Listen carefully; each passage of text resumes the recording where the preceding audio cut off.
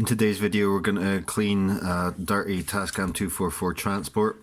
Here I found a suitably manky one. You can see there's all sorts of bits of deteriorated belt still stuck to the pulley of the capstan motor, and then this flywheel's a total mess. So you can see I've tried to wipe the excess capstan belt away with paper towel and it kind of hasn't worked. Looks like when I removed the old control belt it wasn't too bad, so there's nothing to clean there. Same principles for cleaning these as what we would apply to cleaning this pulley and this wheel. There's no visible dirt on the magnetic heads, but we'll clean them anyway. And you can see with the pinch roller, only the brass centre of the original pinch roller is left. There'll be about ½ centimetre of rubber around that, and it's turned to goo so much that I think I've just removed that so the muck didn't get anywhere while I was storing this.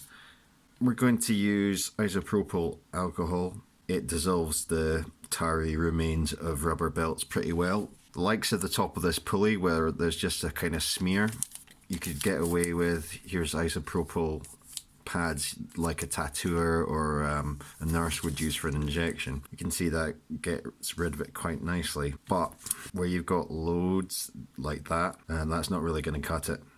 So when you've got it really thick and gooey like that, then usually what I'm going to do is get a little square of scouring cloth, soak it in isopropyl, get that in there. You're going to have to dispose of the little squares because they're going to be thick with the goo.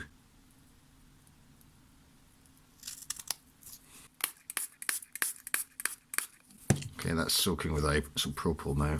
Push it in there, turn the pulley with my finger. You can see how much of that gunk's coming off. Fold it over, try and get into that top lip. Move on to a new one.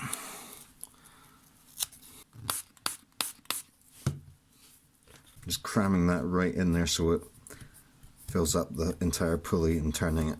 That's pretty clear now. You can see there's a little bit just under the edge. Dry the excess off with a paper towel.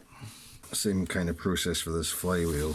I mean, you could probably scrape that off. I might get a toothpick and try and do that. Okay, so there's a lot of goo there.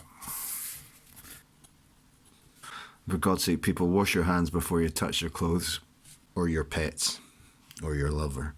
Now I've got some of the excess off there, we can move on. Same thing, hold it against there and just manually move the flywheel against it.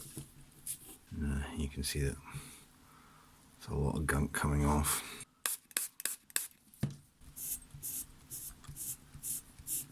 It's coming away fairly clean, so at this point I'll give it a wipe with the paper towel.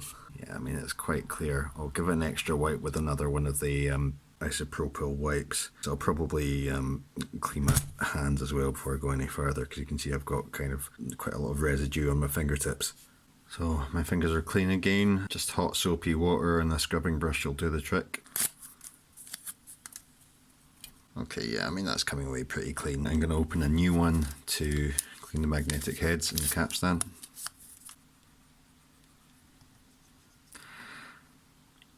You can get a bunch of maybe 500 of these for a few quid. What's that, like $5 or something? You know, eBay, Amazon, wherever. If you've got a Portastudio, or you know, whatever your Fostex or Yamaha equivalent of a Portastudio is, you want an easy way to clean your magnetic heads from time to time, then I would recommend getting these.